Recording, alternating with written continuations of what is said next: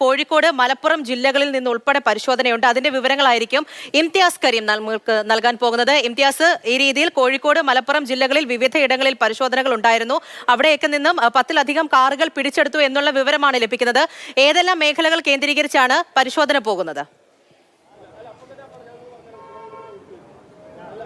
പൂജ, തീർച്ചയായിട്ടും നേരത്തെ സ്നേഹമോൾ സൂചിപ്പിച്ചതുപോലെ സിനിമാ താരങ്ങളുടെ ദുൽഖർ സൽമാന്റെയോ പൃഥ്വിരാജിന്റെയോ മാത്രം ഏരിയകൾ കേന്ദ്രീകരിച്ചൊന്നും മാത്രമല്ല പരിശോധന നടക്കുന്നത്.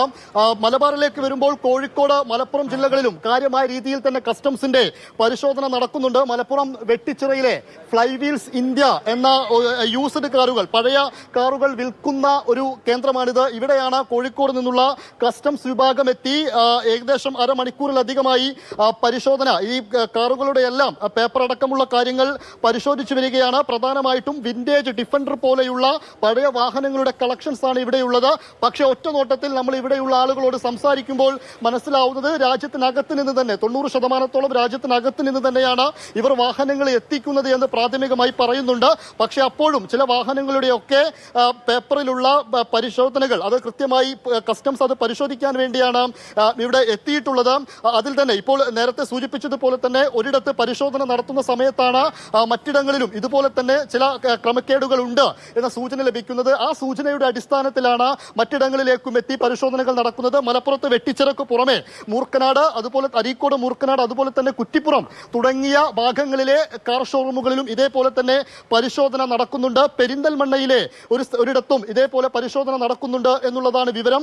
എന്തായാലും ഇതിനകത്ത് കയറി ഓരോ കാർ, അതായത് നിലവിൽ ഈ ഷോറൂമിനകത്തുള്ള ആഡംബര വാഹനങ്ങളുടെ രേഖകൾ പരിശോധിക്കുന്നതോടൊപ്പം തന്നെ മറ്റേതെങ്കിലും വാഹനങ്ങൾ ഇവരുടേതായ രീതിയിൽ മറ്റു സംസ്ഥാനങ്ങളിൽ നിന്ന്, ഭൂട്ടാൻ ഉൾപ്പെടെയുള്ള, ഹിമാചൽ ഉൾപ്പെടെയുള്ള സംസ്ഥാനങ്ങളിൽ നിന്ന് കേരളത്തിലേക്ക് എത്തിച്ച് ഇവിടെ വിൽപ്പന നടത്തുന്നുണ്ടോ, അതിന്റെ രേഖകൾ കൃത്യമാണോ എന്ന കാര്യമാണ് പരിശോധിക്കുന്നത്. ഇപ്പോഴും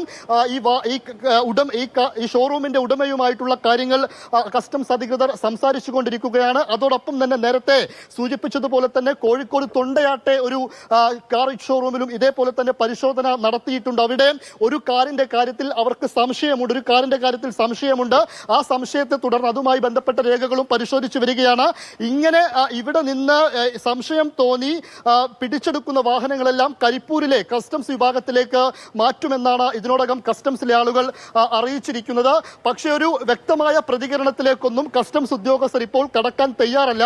അതിന്റെ കാരണം ഇന്ന് വൈകിട്ട് കൊച്ചിയിൽ ഇതുമായി ബന്ധപ്പെട്ട് കൃത്യമായ വാർത്താ സമ്മേളനം ഇംതിയാസ് കരീമാണ് വിവരങ്ങൾ നൽകിയത്. നമ്മൾ കൊച്ചിയിൽ കണ്ടതുപോലെ സിനിമാ താരങ്ങളുടേത് മാത്രമല്ല, ഇത് സംശയം നിലനിൽക്കുന്ന ഓരോ ഇടങ്ങളിൽ കാർ ഷോറൂമുകളിൽ ഉൾപ്പെടെ പരിശോധന വ്യാപിപ്പിച്ചിരിക്കുകയാണ്. കേരളത്തിൽ മാത്രം 200ഓളം വാഹനങ്ങൾ വിറ്റിട്ടുണ്ട് എന്നുള്ള പ്രധാനപ്പെട്ട വിവരം മുന്നിൽ നിൽക്കുമ്പോൾ ഏത് വിധത്തിലാണ് ഈ തട്ടിപ്പ് മുന്നിലേക്ക് വന്നത്, എങ്ങനെയാണ് ഇവർ ഇതിൽ ഉൾപ്പെട്ടിട്ടുള്ളത്, മുന്നോട്ടുള്ള നടപടിക്രമങ്ങൾ എങ്ങനെയായിരിക്കും, എന്തെല്ലാം നടപടികൾ ഈ പരിശോധനയുടെ ഭാഗമായിട്ട് ഇപ്പോൾ വരെ നിലവിലുണ്ട് തുടങ്ങിയ കാര്യങ്ങളെല്ലാം തന്നെ വിശദീകരിക്കാൻ ഇന്ന് വൈകിട്ട് 6:30 കസ്റ്റംസിന്റെ വാർത്താ സമ്മേളനവും ഉണ്ടായിരിക്കും. അങ്ങനെ രാജ്യത്തെ വലിയൊരു തട്ടിപ്പിലേക്ക് പോലും കളം നീങ്ങുമ്പോൾ അതെങ്ങനെയാണ് കേരളത്തിലേക്ക് വ്യാപിപ്പിച്ചത്, അതുമായി ബന്ധപ്പെട്ടുള്ള വിവരങ്ങളാണ് ഞങ്ങളുടെ ഓരോ റിപ്പോർട്ടർമാരും ഇപ്പോൾ നൽകിയത്.